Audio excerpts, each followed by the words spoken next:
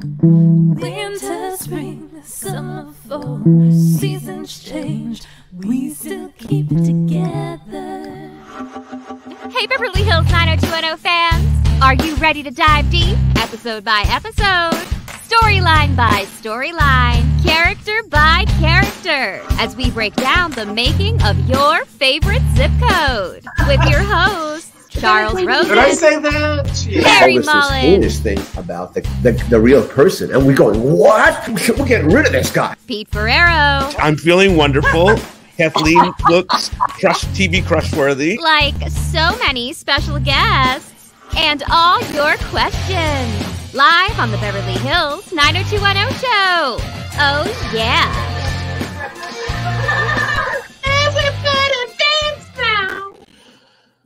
And there we are, back live here on the Beverly Hills 90210 show, waiting for our special guest to pop in. Good. This gives us an opportunity to talk about the drama that unfolded over last week at Thanksgiving. First off, did you have a nice Thanksgiving? Fantastic, yeah. Because my oldest son came in from Cincinnati with his wife, and we were a family, had a nice family one, and Dee, my wife, just killed it with the food. It was just great. It was a food fest. That's amazing. And I did as well. Did you? There is something I do want to get to. You got yourself in a little bit of trouble that last week on our hot takes. Oh, I feel bad. I mean, yes, the Brandon Andrea thing. I wasn't hoping you would bring that up again. But look, we've been down that road, and just I don't know. People, you want to believe that was a couple. They can. It's fine. I don't want to bust their balloon. No, I understand, but that's their whole identity. That's fine. They're very upset. Do you have anything apology? Do you want to apologize? What would I be apologizing for? I just was trying to be as honest as I could. Right. And people, sometimes if they don't like your answer, they just keep asking the same question, and it's just. I have a clip. I thought we were pretty obvious what we talked about. I have a clip somewhere that I haven't posted in a while where we had Gabrielle on this show many moons ago, and she also said that she didn't think they should have been a couple. They were better friends. Well, there was nowhere to go with that then. I mean, that was what her. I always say. Sometimes you have to serve the show, and that was a relationship that was serving the show. It was not going to be. It wasn't going to be. As a writer's thing, there was no way out of that one. So today we're talking about With This Ring, and I wanted to say, we had a whole thing that happened on last week with the Instagram page where it was taken down, but Charles Rosen, our friend, made a phone call to a good friend of his, or a friend of his, Annie, and I just wanted to shout her out. Friend. This is Beverly Hills Connections. This is deep Beverly Hills Connections, which is important to put out that's Chuck is authentically a Beverly Hills boy. He did some Beverly Hills stuff. Right. He did some Beverly Hills geography. And next thing you know, the page is back, and we're back at Beverly Hills 90210 show. We're going to alter the logo and do some things. I still don't have our special guest, so I'm just going to move forward with an ad and our other guests, and we will start talking about this episode. I have to get something from the store. I'm out of stuff. I need a new Claire shirt. Let's see what you got. Yeah. All right. This is an old new ad. Well. When was the last time you checked out the Beverly Hills 90210 show shop? Because now it's loaded with so much more stuff. Did you ever want to join the gang at CU? Because now you can wear your official CU t-shirt. Or want to get into the fun with America's zip code? Represent with this cool swag. Or maybe you have an invite to the Peach Pit after dark and need the coolest shirt ever. We have loaded the store with so much more. So don't be a squeeze. Head over to Beverly Hills 90210showshop.com for all the latest goods.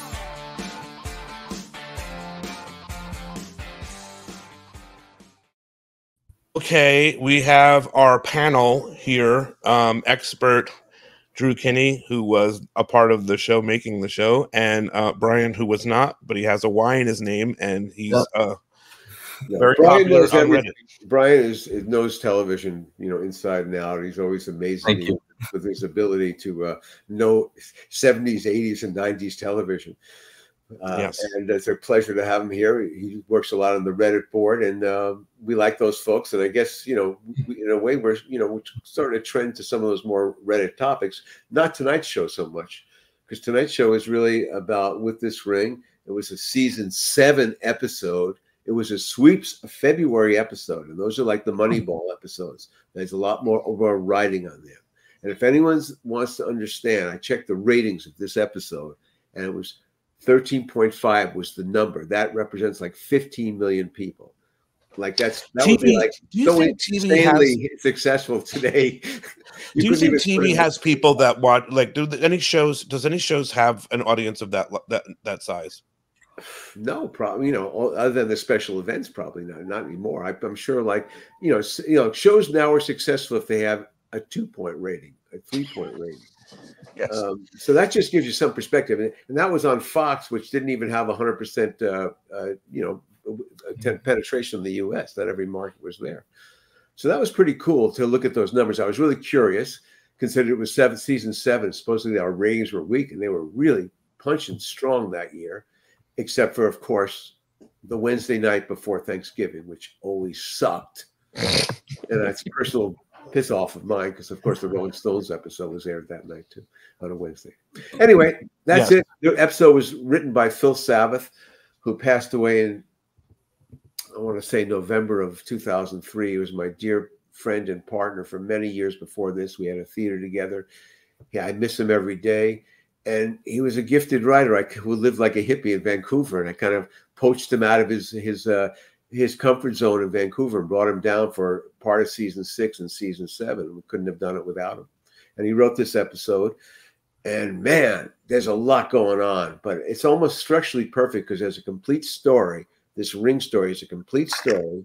And then within it, there's all the serialized elements, which are great, including, the Valerie Michelle Phillips playing her mother, Abby Malone. It's a really high act. Jason, wherever you are, it's a brilliantly directed episode. Hopefully Jason will join us shortly. He said he'll sneak in at some point, so we'll just wait for that. Good. There's also some throwback references in this episode too. There's a bunch of different things. Dylan and Brenda in London. Yes. Also some update there, which I thought that was interesting. But yeah, we referenced all kinds of stuff, and we did this intentionally because we knew our fans appreciated it. That made the characters even realer to them. They went through those experiences they're talking about and referencing. And yes, wherever we could, we always wanted, because we were inside the characters then. It was real. Okay, that's from a writing perspective, and we'll have Jason come in here in a second with directing as that happens. Hopefully that happens. We're not talking about something that's not going to happen the whole show. But I want to ask you about this storyline with Valerie having been sexually abused by her father. This is 1997. This is cutting edge. This isn't being talked about like this on television. So where did this come from, Larry? Well, it probably came from Phil, because he had been an award-winning Canadian Movie of the Week writer and written a show called Liar Liar, which starred actually Art Hindle as the father character, and it was a father abusing a child. It was and so he probably had said, you remember that movie I did, and we just thought that, we've been aiming that way. It also explained a lot for her about her dysfunction. It gave her a little bit of a get out of jail free card by knowing she was so abused, and that's why she's so damaged and behaves the way she does. But we've been working that story for a while, and I want to say shout out to Kane Pacoy playing Tom. He was really good. I mean, I don't know what happened to him as an actor, but I thought he was a solid guy there, and that storyline was really good. And Michelle Phillips, I mean, people are acting their ass off in this episode. And I should say also, my brother was the composer here. My brother Fred is really, he brought a lot of emotion to the stuff too. Bryan, right off the bat, what are some of the things that you picked up from this episode in terms of hot takes? Any hot takes right out the gate? Hot takes? No. Like Larry said, I was really impressed with this episode. Actually, I rewatched it recently. I gotta say, one of my favorite callbacks that you guys did was the callback to season 6 with Steve starring in the porno flick I think it was Yes, called. three. That's right. Party Three. Pizza Party 3. Yes, I was taken by that. Thank you for remembering that. Yeah, and I mean, like you said, I mean, the performances, I mean, on this one were just amazing. I mean, you had the Brandon Kelly Tracy subplot. I mean, that was the main plot of the episode. The three of them did a fantastic job. Specifically, Tracy. I mean, you really had to feel for the girl being in that situation. You know, being so in love with somebody, but he's just in love with somebody else. And I got to give major props to Tiffany too. I think she did a fantastic job with the material. And I mean, you know, she really reminds me of Shannon a bit, and that it seems like she was always game for whatever you guys gave her in terms of writing. I thought she just excelled in this thing, and it made me sad that she won't claim her legacy for 90210. And I think we have to press her on it. I think we have to put her feet to the fire in the kindest way, because I don't know why she won't come on the show. Avoid talking about the show and taking a victory lap, because she's phenomenal in this. What, the Saved by the Bell? Well, how challenging was that? She was goofing with a soundtrack. Come on. Now she's up against Michelle Phillips here. And yeah, there was some dynamite stuff. Jason pulled some great performances out of those kids there. And, you know, the whole story of the ring here is almost like an O. Henry story at the end, you know, where Tracy gets the bracelet and Kelly buys the ring back. It's a great, that's what I'm talking about structurally. How this episode was a complete standalone story, but within it, it waved these bombshell storylines. You know, you got the girl Chloe showing up with Donna, right. And all that kind of stuff was fun. And yeah, and some beautiful. Just a good episode. Drew, any thoughts on this? On anything that you had to set up? Oh, Drew is muted. Here he comes. Sorry. In going back through the episode, the thing that stood out to me the most was the amount of swing sets. All the little sets, so like college dorm room, hallway, apartments, the TV studio, the offices, all those things were all little sets that we built. The only location, I mean, besides the stuff at the beach, like the giant chair and the stuff at the pier in Santa Monica, the only thing I can pick out as a location besides our normal things is the jewelry shop, because that was in Westwood. Yeah, that was That was practical. Thinking, how is this place going to work? And we made it work. Hey, I wanted to ask you something. So, did you build the chair, or was the chair something that Jason said, "Hey, let's shoot it on the chair"? The chair was already there. I thought so. Yeah, I remember him. I remember him calling, and him and Phil said, "Yeah, we're going to do this thing." I went, "Yeah, that sounds good." Yeah, there were some really great shots in this episode, especially that one on the chair. The flashback scenes with Valerie, I really liked. Really good, amazing work there. Oh my God, they were gripping. I mean, it's an 8 o'clock show. Well, let's talk about this, because Kelly, you have to really love Kelly for this episode. This is a very heavy Kelly episode. She annoys me a bit in this episode. I feel she's very possessive of someone that she doesn't really possess.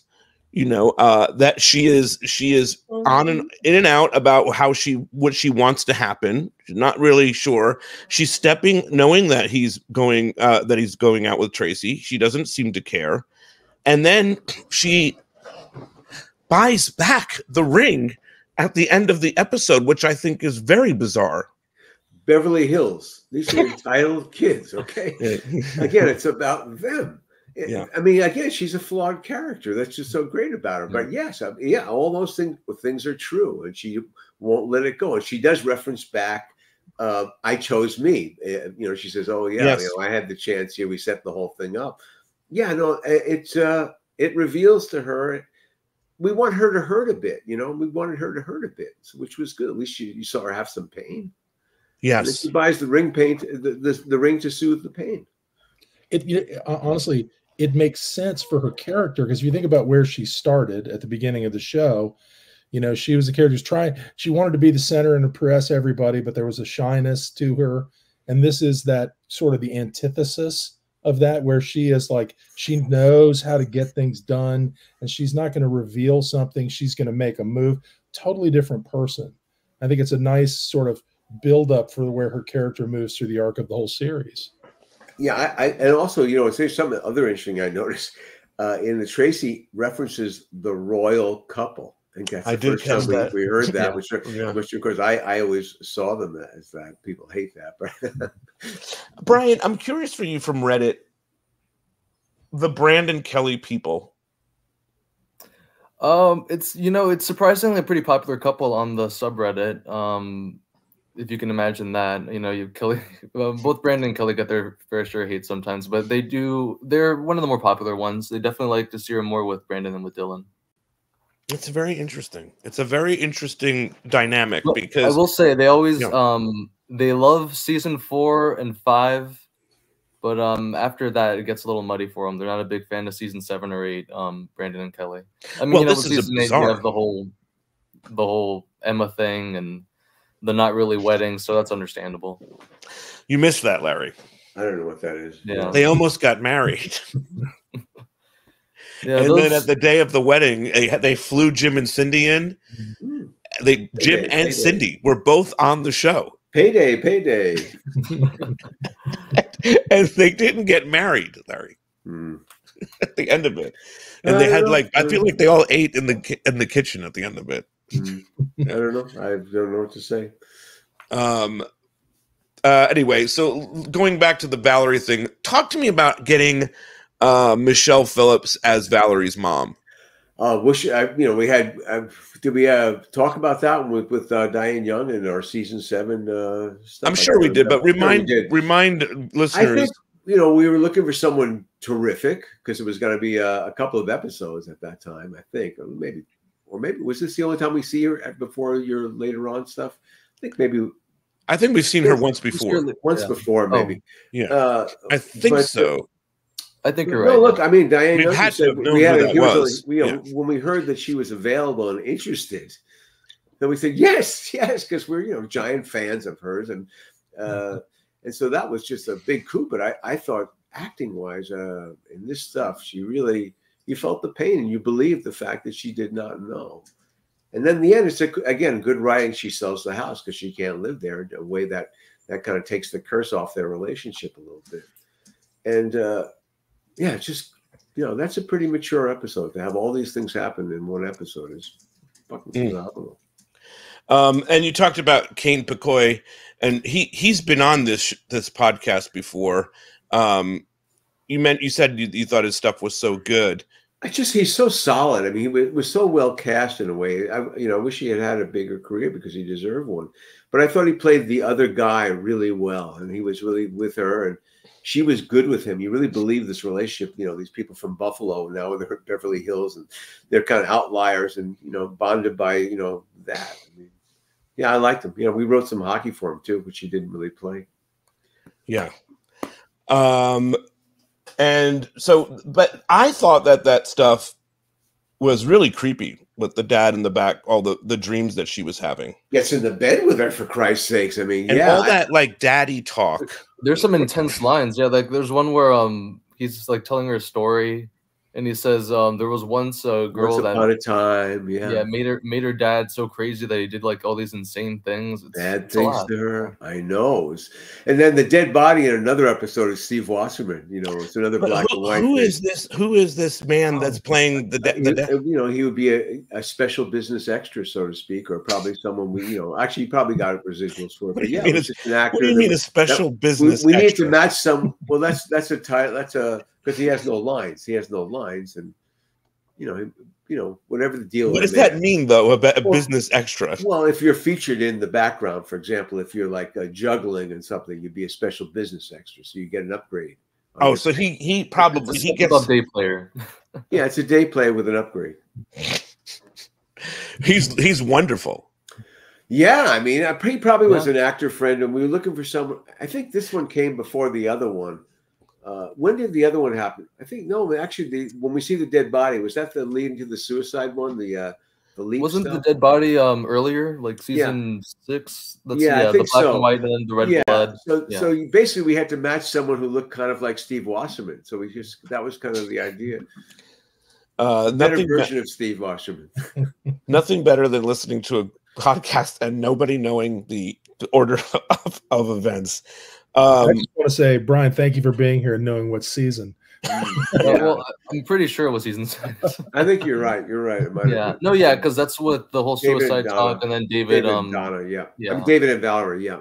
Yeah. I'm on It is IMDb looking for this person, and I don't see who played the. No, it wouldn't be. That's what I'm saying. It was a Not even special listed. It was not because it was not a full actor. It was a special business extra. Yeah. You know, the other thing to point out, Yeah, I was the really question- trying to get for this panel a guy named Nicky Schalise, who Drew knows, who was a fantastic makeup man. He was my makeup man when I was a roadie. And he made up Jason for this part because Jason does his turn as Mr. Freudenberg, whatever his name is, the jeweler with the jeweler with Parkinson's. Right. It's very detailed. The work there, it's very detailed. There's a whole backstory going on. He might have been by a concentration camp at one point as a baby. I don't know. This German guy. I really wanted to talk to Jason about we got playing off of himself, and doing that. So I mean, before he had told us, because we had him on as a director. Yes. And he told me, he said when he did it, he didn't realize how difficult it was going to be because he had to do the makeup for so many hours.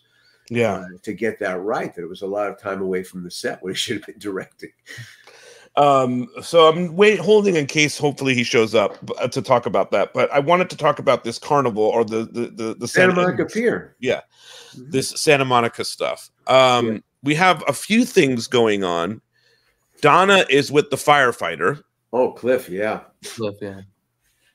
I don't know what I feel about that couple. It feels so awkward. It doesn't fit. It fit well the time that we saw him before this, but for some reason it feels like it doesn't work. Okay, so he's the guy who saves her in the Bambi firefight. Yes, the forest fire at David and Mark Reese's Hollywood Hills house. Again, fire. We were not wrong to have fires. I mean, fires are part of LA, so it was not. I was not wrong about that. But yeah, it was kind of a cool episode. But yeah, he's a good guy. I think he's a big star in soap today, isn't he, Brian? Greg Vaughn. I think he's a big soap. I think he's working Lifetime stuff. But it was just. I know he's definitely done soaps. Yeah, we had to have a romance in there because we weren't going to go right to David. So just like we had the Chloe character, we have the Cliff character. I mean, it's not rocket science, and he's a good-looking guy. And again, she's always faced with the same dilemma. Men at this point are expecting to get intimate, and she's not going to go there. And that's kind of fun in the Chloe David scene where she kind of teases David about that. She doesn't believe it. She's a virgin. She's like, no, I'm serious. She's not. He kind of, again, we kind of, seize the bull by the horns there, just kind of talk about it a second. But yeah, so we have a little bit of a titillation with the Chloe and Donna. That's a nice little, again, all these triangles are working. In the storytelling here, in the serialized storytelling, we're just running one triangle after the other. It's a triangle offense. Thank you, Phil Jackson. I want to say I've talked to Chloe, to Natalie, her people, and we're going to make that happen at some point. So she'll be on the she'll be on the podcast. And I also, my brother and I wrote the song she sings for this. So not in this episode, but it's in another episode, a couple of episodes. We have Randy Spelling in this episode. Yeah. It's you have a little bit. Again, this is a real light sea story about Randy thinking about he's going to get laid, and Steve having to be the loco parentis, as Claire points out in there. It's not a very attractive Claire episode, I guess. She's kind of on his case a bit. She doesn't do much else. I can kind of understand where she's coming from, though. I mean, despite her questionable past. Yeah, he's irresponsible. But Steve, comes through here. But yeah, it's a fun relationship. I really like the two guys together. I mean, Randy does a nice job here being the innocent, and Steve being the goofball, older brother, does a great job. I love that Claire is trying to suggest that Randy. What is Randy Spelling's character's name again? Ryan. He's young and he should have guidance. And then Steve points out that when she was underage, she was handcuffed to the bed. The handcuffs, That again, more referencing, which is something we did, really nicely. Again, keeping the things alive, not letting the characters get away with things without, calling them. Yes. What did you think of Fred's score here? Well, he's my brother. No, I mean, but it does sound different than what we hear normally in 90210. Do you agree that there was more of a it had more of a movie sort of feel to it? Lushness to it. Yeah. He was probably coming off doing like Friday the 13th 5 or something, so he had that delicate touch for no, he had been doing a lot of horror films before this. Yeah, well, wasn't he doing that show Forever Night? Forever Night. He was the main composer. That's that he'll love that. Wasn't that the same time frame about? Probably so. Yeah, absolutely. Probably. You're absolutely right. He was doing that and some other one. This other Friday the 13th series. Yeah. So, but Fred, he's just finishing. He did his Johnny Mathis every year. He does Johnny Mathis Christmas stuff. He's a record producer now in Nashville and L.A. But no, he's been a phenomenal creative force his whole life, and we've had many collaborations over the years. I'm so fortunate to have a brother. I couldn't understand what was going on with David and Donna. I was trying to remember why there was a conflict and what had happened between them. Does anyone remember that? I'm hoping Brian does. Because too. I think they were having issues, and then Cliff came back, which I guess Donna was having this kind of what do I do since Cliff has returned. And it really, I was confused too, because Claire says the whole, well, it's a double standard that David's with Chloe, but I mean, David has said he's not attracted to Chloe, whereas Donna's with her ex-boyfriend at a carnival. Yeah. I don't know. I was really confused by that element of it. Okay, there's not a carnival. It's a pier with carnival rides. Oh, I'm sorry. It feels like a carnival. I want you to take you all there. I mean, Drew has been there many times. It's really a great piece of LA. It's something. Why did Brian refer to it as a carnival as well? No. I did say carnival. Brian did, yes. Yeah, because he's a Northern California guy. He hasn't appreciated the seediness of the Santa Monica Pier. I mean, I think I knew that too, but like, it feels so carnival. Oh, by the way, Chuck had asked me to do clear something up from the last time we spoke. Okay. Where I said something where Encinitas, I said the city of Encinitas was in Orange County. Right. It's not. It's in San Diego County. Chuck said that was such the wrong thing to say. He was very upset. He wanted to do a whole other show apologizing. That sounds like a Chuck thing to say. He did call me about that as well and tried to connect us on a 3-way call. I missed a lot over the last week. Reprimand both of us about it. So Chuck's recovering from COVID. Unfortunately, he finally had a rough bout. I will say Chuck came through with this whole Instagram debacle. Like it at a level that I didn't even believe would ever happen. So leave it to Chuck struggling with COVID and being able to get the Instagram page up. One touch of sad news that we should talk about. Good positive news in the fact that Shannon has a podcast that's coming out.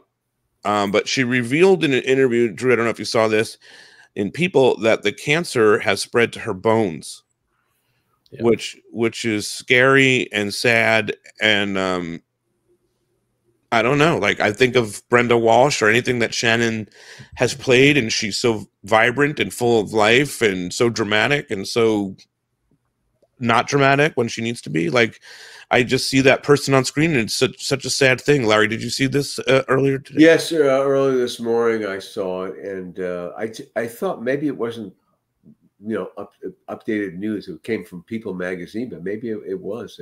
I believe it's updated news. Yeah, it's a bad turn. But God bless her.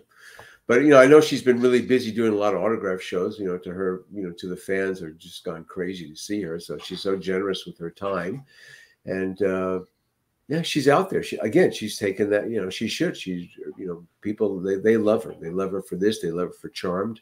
They love her for Little House on the Prairie. I mean, she was a part of American culture. So, the other thing to point out here is.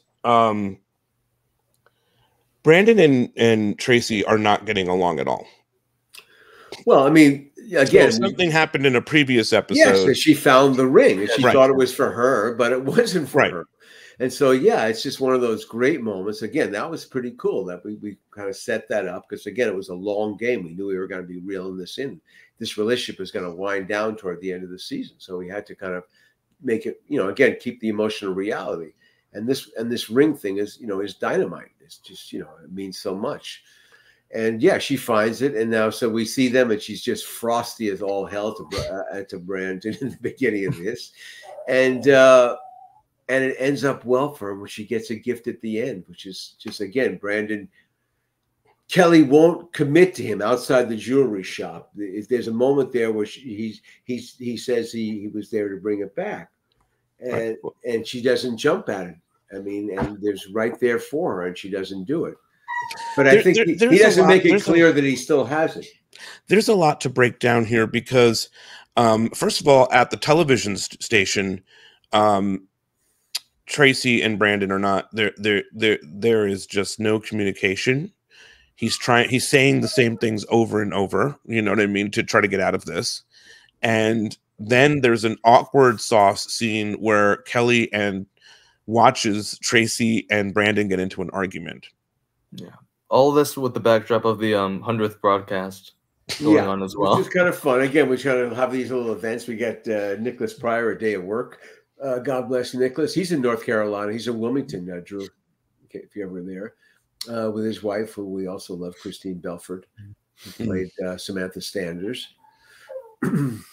Yeah. This was a stacked episode. You guys had a lot of guest stars. You got Nicholas, Randy, Michelle Phillips. Michelle, yeah, it was a stacked. Kane McCoy and Natalie. Again, it was a sweeps episode, so you're really trying to give the network as many things that they can promote that are going to draw people in, and they did. They did a good job. I mean, I can only imagine what the promos for this are like with Valerie. They must have really wanted to, they made it really titillate. Oh, it had to be. It had to be. That had to be the ad. Yeah, though, again, the ring thing is the thing that really resonates from this. That story to me, is perfect. And then so go ahead. It's the lovely CUTV logo in the TV set. I mean, come on. Oh, that's what draws the people in. That's what got us from 11 to 13. I mean, come on. Does it help that you have TV equipment and you're able to make a TV set because you do have some of those things as props? Or do you not use any of those things? Oh, no, all that's rented. Yeah. Because everything that's with the crew is being used. It costs too much. Yeah.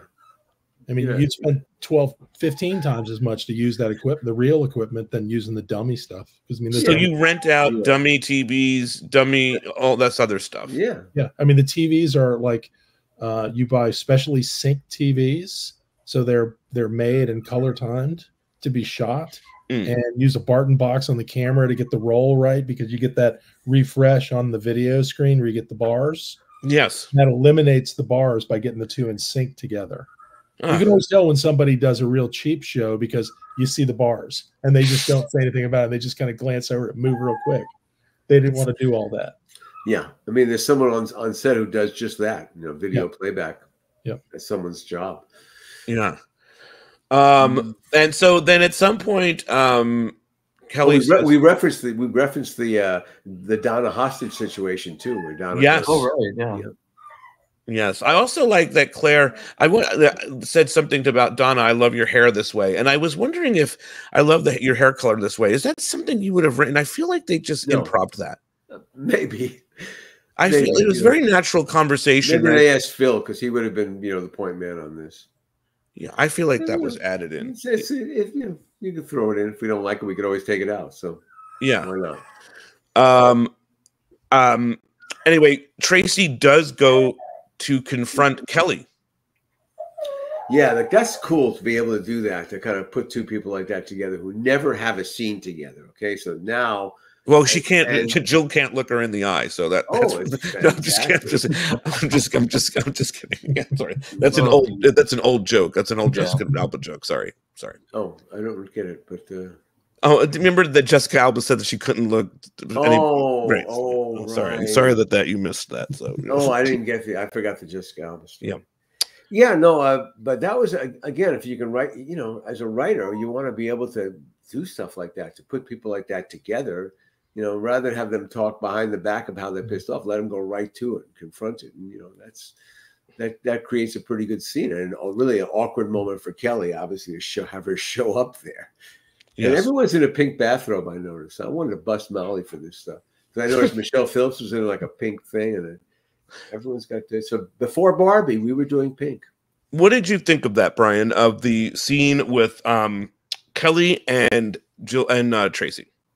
I thought it was fantastic. You know, for most of the show up until that point, you saw Tracy be kind of meek, you know, in her relationship with Brandon, and you have this whole situation going on, and she's finally starting to, you know, really, it tickles me, you know, seeing her be so frosty, like Larry was saying. She even gets a little nasty with Brandon at the studio, and then when she actually confronts Kelly, I think it's a fantastic scene. You know, she tells her something along the lines of, "It's not fair.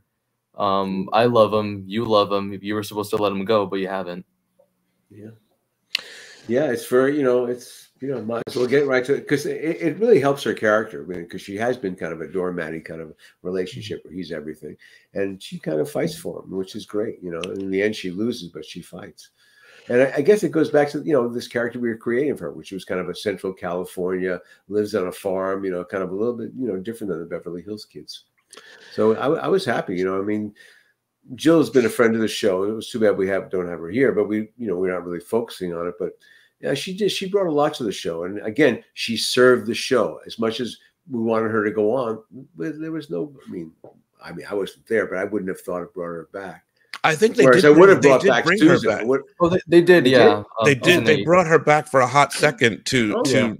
She had a new boyfriend. She was in Hawaii. It was very brief. It was a very brief return.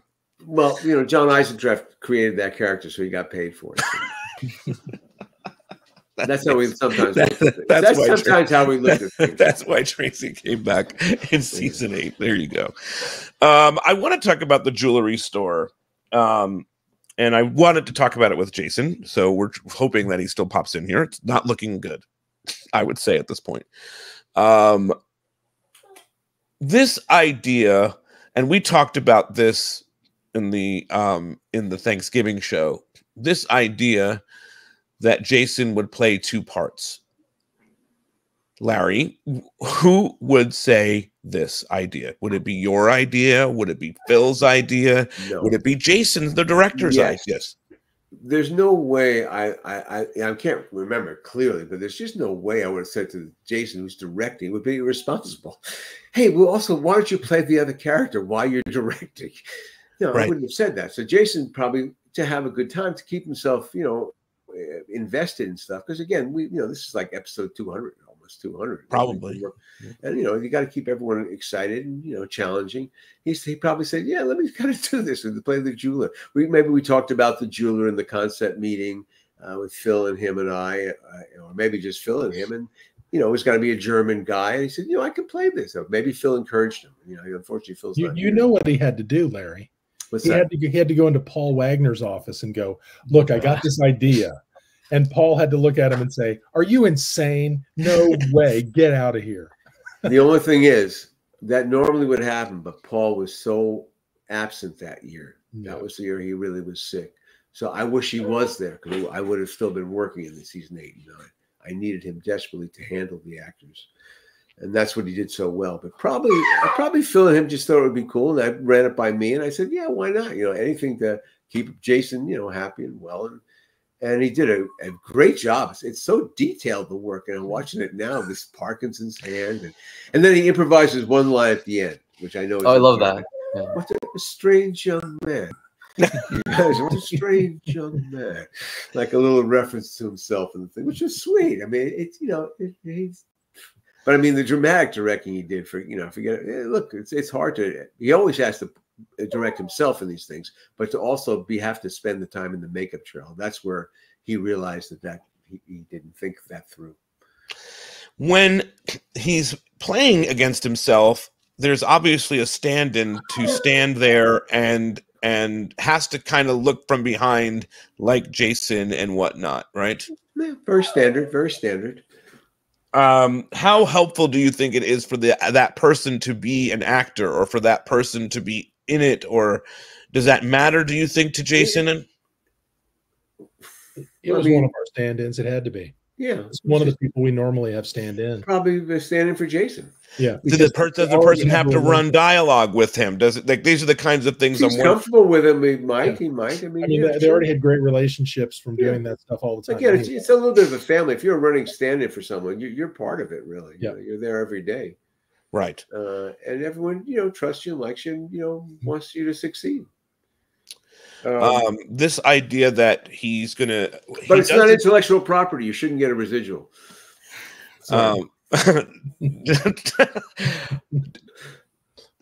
I want to say, though, you said that he did eventually sell the ring for something for Tracy, but initially he does not do that. Initially, he doesn't. Right. He does not want to get rid of it still.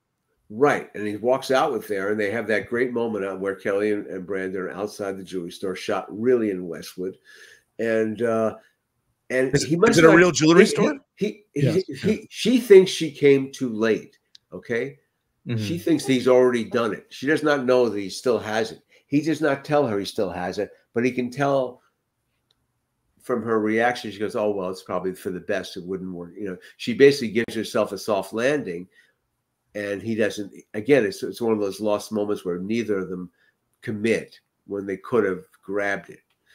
And it's a touching moment. And then, and then she goes to buy it back. I mean, because she does feel maybe guilty there, that she has stepped on his relationship with Tracy. I mean, it's it's very complicated, but it's played nicely and real, and it's a beautiful score, and it's quite moving. It's really, it's one of the highlights of that season for sure.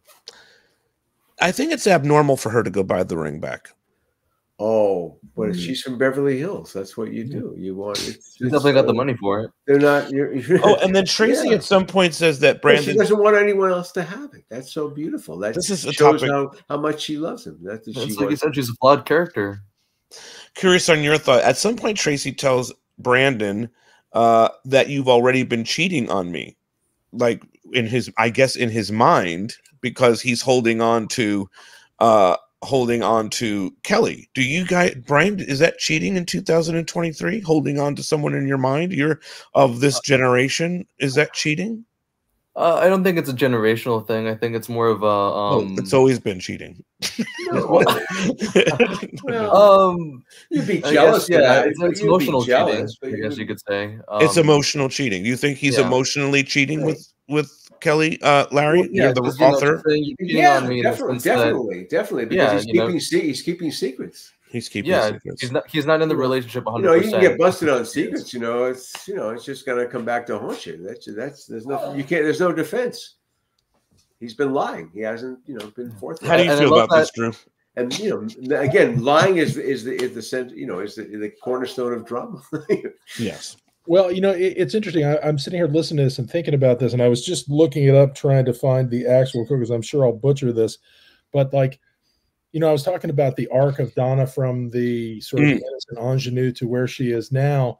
And I think you'll like this, Larry, that it almost kind of, especially with the whole bit outside of the jewelry store where it's the moment that doesn't happen, it kind of makes me think of Tangled Up in Blue, where it's the story of the unrequited lovers across generations and different people, where they come together very briefly and something separates them, and there's a reason that they can't stay together. And it's like, we were talking a little bit about the whole idea whether Brandon and Kelly and everybody wanted them to get together. It's like, if they got together, you'd lose that entire arc. Right. That would have ruined everything. It's so much better that doesn't happen, because you want it to happen. And then there's those moments like that where it could happen and it can't, and it makes you feel it very deeply. So it makes the story better. Yes.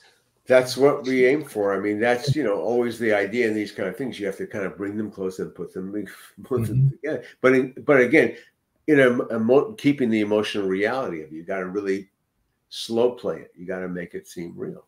Yeah. And that's what we always were successful for, because we had so many episodes to do it, that we could slow play the storytelling. And again, we were playing against, when you were watching it on a Wednesday in November, we were shooting about Wednesday in November. You know, we were right on the time on the calendar, which also contributed to the reality of the show, which was unique at the time. Really, no one kind of did that. I'm curious for Bryan, the moment about with Chloe where she's in the bra. I think it's an iconic 90210 moment. Do you? Is that a memorable 90210 moment? That always sticks in my brain. Yeah, definitely 90210 crossing into Melrose Place with the bra thing. Yeah, probably so. You gotta love Chloe. She's a fighter. She's not willing to let David go. Larry, do you have a thought on the bra? I wasn't that happy with in general. It's kind of reminiscent of the bra in season 4, the 3 bras when the girls expose themselves to John Sears. It's this kind of flat, doesn't look like lingerie. It looks like a bikini top. I wish Molly was here so I could bust her on it a little bit, but not my favorite. Bra. I mean, I would have liked a little bit more frilly, so it looks more like lingerie. She looked incredible, Chloe. Maybe Chloe didn't want to do, lingerie. Yeah, maybe so. I like I said, we'll find out. We were not there, but she was a gorgeous girl. I mean, really. Oh yeah. There is a slap here also, right? David and Bryan in general is a chick magnet. So whoever you put Bryan with, it's got to be beautiful. No, I was gonna say the stuff with Michelle Phillips and Tiffany is really, really good. There's a lot of powerful stuff, and Michelle Phillips at first is denying that this happened.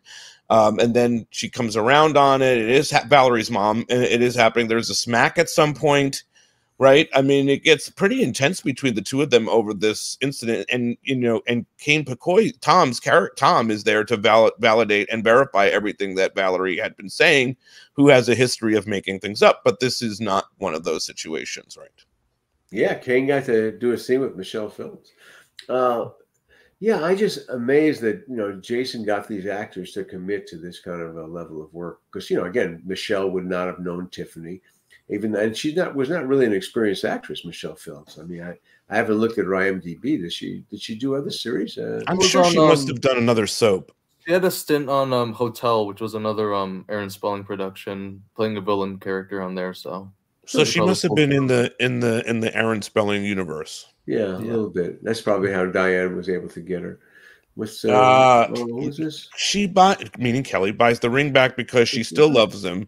She has no idea that he still loves her. I think the both felt the opportunity as lost. Yeah, I think so. But the ring gives her hope that down the road, as true love could always return. Our friend Amy says she was on Knots Landing. That's what it was. She was on Knots Landing as a regular. So she had some chops. But yeah, she just turns it on, and maybe that really helped her. But maybe she pushed Tiffany on that too. Chance says Michelle was in The Fall Guy in season 2. Now we're getting the IMDb history. Yeah. Wow, I like it. Fall Guy, that's really a good one. Wow. Renee says a love boat in there. The slap was shocking at the time. It was in the preview of the episode. Excellent. Yeah. I think Drew's right. I think she also was in Love Boat, wasn't she? Of course. A few episodes, yeah. Bryan, you would have been in the Love Boat if it was still around. That was one of the classics, yeah. Let's see. Claire naked in front of Brandon was iconic too, considering she was rejected. So I don't, I still would love to call Brandon out on that. You mean why he turned her down? You mean why he turned her down? Outrageous decision choice. That was a wise moment. It was a chancellor's daughter. Which is funny going back to her being. It's funny her going back to being super protective of Ryan and possibly having sex when she had her wild streak back in season 4. That's why we call her on it, Yeah. But yeah, it's it just shows you humans are like that, hypocrites. I mean, I will ask you, Larry. There's a lot of references to previous things in this episode. You mentioned that they talk about the Emily Valentine situation, right? They talked about, you said that the porno movie. I missed that reference, so I don't know. That was, I don't know how I missed that, but and then also Brenda and Dylan in London and all that stuff. So like, well that's a really feeling. Again, we had the opportunity there to kind of Kelly a little bit. Where's Dylan? Where's Dylan? We wanted those people to come back, because that's the truth of it. It was kind of like a clarion call. Send it out there. Maybe it'll happen. Is that why? Yeah. And also for the fans, just to give them a little, update. That they're still, the characters are still alive. Yeah. And to think that they're together. And we play that off later in a little in the season where Kelly thinks that Dylan's going to be there at the airport, changing over or something. Yes. And she goes to the airport and kind of lets Bryan down for a second. Yes. Oh, right. The fake telegram from Valerie. Yeah, the fake. Yeah. Oh, that was a fake telegram. I forgot. Yeah. Well, she was a flawed. Her father abused her. So whatever she does, it's understandable. It's like a get out of jail card. Yeah. So that's it. We don't have Jason. No, that happens. We love Jason. I wish I could tell him how good this was, because seeing it again, there's so much direction that goes on other than the mirror shot, which I would like to discuss with him. I'll just say, Jay, I'm disappointed you didn't show up, buddy. I'm sure there's a mix-up of some sort, and we'll get him back on here to talk about this episode at some point, I'm sure. So sorry if you tuned in waiting to see him. We were waiting to see him as well. He's not here, but I'm sure that we will have him back and get an explanation. He said he will tell us what happened, I'm sure. Any final thoughts, Larry? Do you think this episode still holds up after all these years? 15 million people who watched it the first night could not be wrong. No, I was very this was really a jewel episode. I have very, fond memories of it. Again, it was Phil Savith that, wrote the shit out of it. And, it's just a successful, a lot of stories came together in a nice way with art direction and direction. And, it just had a good look at, it looked sumptuous, it was good. And like you said, there's a lot of actors in it too. Plus, we even have the TV station aide had a couple of lines. Like we gave this girl a couple of lines. I mean, who is she? I have no idea. Wait, 2 questions for Drew. What is it like to work at the we're not calling it the carnival, at the pier? It's a standing carnival. I'm so sorry. At the pier, is it helpful? What is that like for you? The whole place is set up, so you don't have to say, "Oh wait, the Ferris wheel is supposed to be there," and it's there now. But are there anything that you have to bring, or anything that you have to do to a location like that? You really just have to hide some signage, and honestly, that kind of thing, like a bunch of balloons goes a long way at hiding stuff. Sure. You put it like right in that one spot, you can hide a whole truck lot, So yeah, that's really the only thing you're really doing there is logistically, like how do we hide that? Because everything else is pretty much and the jewelry store was a real jewelry store. Real jewelry store, yeah. Was it easy, hard to work in that jewelry store? Some places can be challenging. Do you have any memories of the jewelry store? The only thing I remember thinking on the Scout was, man, this place is small. Yeah, it's small. And but it worked everything with the day, and Jay could Jay was like experienced enough at that point that he could visualize how to make that work in that space. And those two things work together beautifully. Because I haven't seen that in years and years. I remember that store exactly. I know exactly where it is. I haven't been there in decades. Yeah, I saw some people saying that they've been there twice. Like, I don't know what you see there. Like, it's right in the village. It's right in the village. I guarantee you he doesn't have the ring. The jeweler does not have the ring. So it feels like he would have a ring in there with a little sign that says "The Ring." Oh, and yeah. This ring that. Damn! I just gave him the idea. Okay, so this is our show. Larry, any final thoughts? And Bryan, any hot takes about any of the characters or any of the choices? Like I said, I'm still that whole Donna Cliff thing. It really, I don't know. It wasn't a good look for Donna being so upset with David and Chloe when she was just at the pier with Cliff. This is what I'm saying. And kissed him. She kissed the guy too. Yeah, it's not one of the prouder moments. I think that storyline didn't really have much after he saved her from the fire. That was good. Yeah. But no, It should have just been. I don't think we really had a lot of enthusiasm for that storyline. Let me ask you. We knew where we were going. That we knew that Don and David were going to get together very shortly and finally do the deed. I mean, so it was. Was there any plans for Chloe beyond this, or was she just for Chloe? Yeah. No. That was a short-lived little. Again, we knew we were winding down. We knew that we were going to be. Phil and I probably were already writing the last episodes, which was Don and David in the bedroom scene, right? Which Jason also directed. I'm not sure how many episodes later. That maybe it was 10 episodes later. Because we did 32, so I'm not sure how many. This was February. We would have gone to May, so there would have been probably like 8 or 9 episodes later. They're gonna be back. So you don't want to make them too hot because it's gonna have to break it up. So I forget how we break up Cliff and Donna. How do we break them up or kind of stop their relationship? Does Donna just say we can't keep doing this, or I can't remember. There's a scene I'm pretty sure with Felice. They're at some kind of event at the marina on the boat. I'm drawing a blank. Yeah, I can picture a little bit of that where David comes back. Right. They think they actually are pushing. They're actually pushing Cliff. They like Cliff. Yeah, we shot at the marina. That was always sweet. I watched the Christmas episode recently from season 6 where Felice tries to buy off Ray. Fantastic. One of the things fantastic moment. And we don't know what happened. Point out, and I don't know if we'll ever cover that in full. Did we ever cover that episode? I don't know if we ever did. No. I think we did love that briefly. Episode. That's called what is it? It's the one with cocaine. Colin does cocaine in the wash bathroom. Maybe, but Donna's father is wearing this. Ray drops the tree off, and he's wearing this red sweater. I was just like, wow, that's really a lot of red for this. Yeah, we haven't heard much from Michael Durrell. We've tried to reach him. I think he's really ill or just not really functioning. I like when we write someone off by being really ill. There's a couple of things here. There's another rant for you. What the heck is with Colin Wiles? I mean, Jason Wiles. Why does he not come on the show? He promised. Okay, so this is a moment here, right? Let's talk about it. Yeah. So, and I'm going to send him the clip. So this is exactly what happened. This goes back 3 years ago, right? This is like 2020.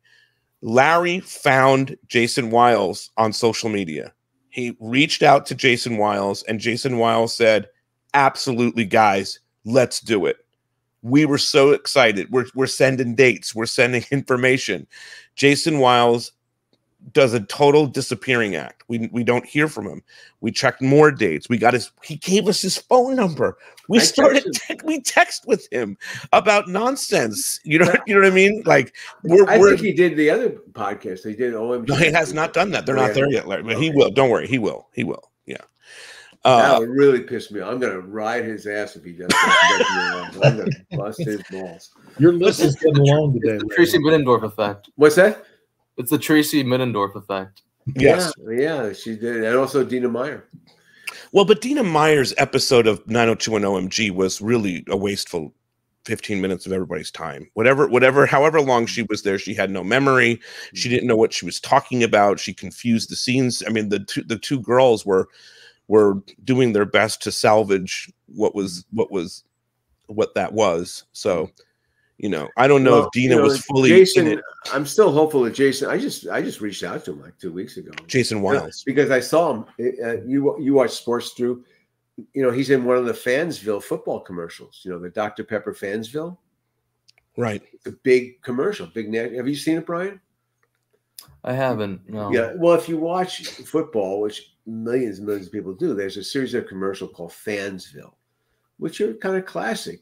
Right. And they're Dr. Pepper commercials. And sure enough, Jason's in one of them. So I wrote him. I said, "Man, you're in Fansville," and okay, send him a little. Did he write you back? No, nothing. Ghosted me.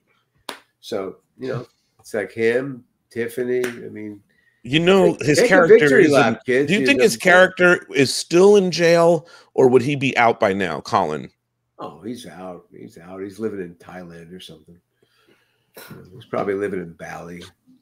making art there for the tourists. You know. I thought of a story slam. Oh, good. Okay, it's all these years later, and someone's going to do one of those true crime docs on the money scam with David Hayward and. Oh, fantastic! That'd be hilarious. That'd be hilarious. Right. You know, it made me think when you talk about Colin, though, talk about LA things which still exist. We had the chase, you know, like one of those live chases on TV, you know, with Colin, like, you know, it's like, I love that. Right, every night of the news here, that's all they cover are these live chases with their helicopter. It's breaking news. There's a live chase. But Larry, if no other city has this in the world. If you're home and you are watching the news, do you watch the chase play out? No, I can't. Oh, I'm hooked. It's your fault. I want to see the weather because I'm going to. Larry, I stop whatever I'm doing. I get a box of popcorn. Like Pat Harvey having to talk about the chase. Like, and only in LA. I've got a friend who's another anchor. And I said to him, he's an anchor in Tucson. I said, "What do you do? Like, do you have chase?" He says, "We use your chases." I left the stage in Van Nuys, and I was living in Playa del Rey, and I was going back home, and I got on the 405, and the traffic was really light coming from the city. And by the time I got to Mulholland, there was nobody. And I was like, what the hell's going on? I thought there's a car accident. There's something going on. And as I'm going over, you know, to Brentwood, there's people on the bridges, and I see stuff hanging down the other side. I don't know anything. It was OJ. OJ. Bronco home. OJ's coming the other way. That's right. I go to my house, and I walk in, and my roommates are just sitting there staring at the TV. I'm like, what are you guys doing? They're like, we're watching OJ, man. Can you believe this? And I'm like, what are you talking about? And I look out my window. That's why that was the Sunset Boulevard over ramp when we have the yeah, absolutely. I really wish he would do some crazy shit again and go for a ride again. such an entertaining couple of hours of television. One of the things we always try to do is real LA things like that, like the car chase, which no other city has. Anyway, that's good. Yeah. All right, guys, this is our show. We will have Jason back. Sorry again. We did wonderful without him. I thought we nailed it. I would love to know. Here's a question I would have asked, playing the part of the jeweler. Right. Okay. I would have asked him about directing Jenny in all these scenes. I would have asked him about directing, acting, and being two characters. That sounds like a heavy task. I was going to ask him about working with Drew. Did he have to ask Drew to move some shit? You know? Well, I think it's interesting that he chose that big chair. Why did he pick the big chair? That big chair, and he had a vision of how that would be, kind of a little bit surreal. That was question number 4. Anyway, all right, guys, this has been great. We will see everybody back next week. We're going to cover something else. Chuck will be with us. He said, let him know what we want to cover. Feel better, Chuck. And I'm working on Natalie, Chloe, and we will find out what happened with Jason Priestley, and it will all be okay. Everything's going to be, and Instagram page is back, which is exciting. So. All right, guys. Have a good one. Bye.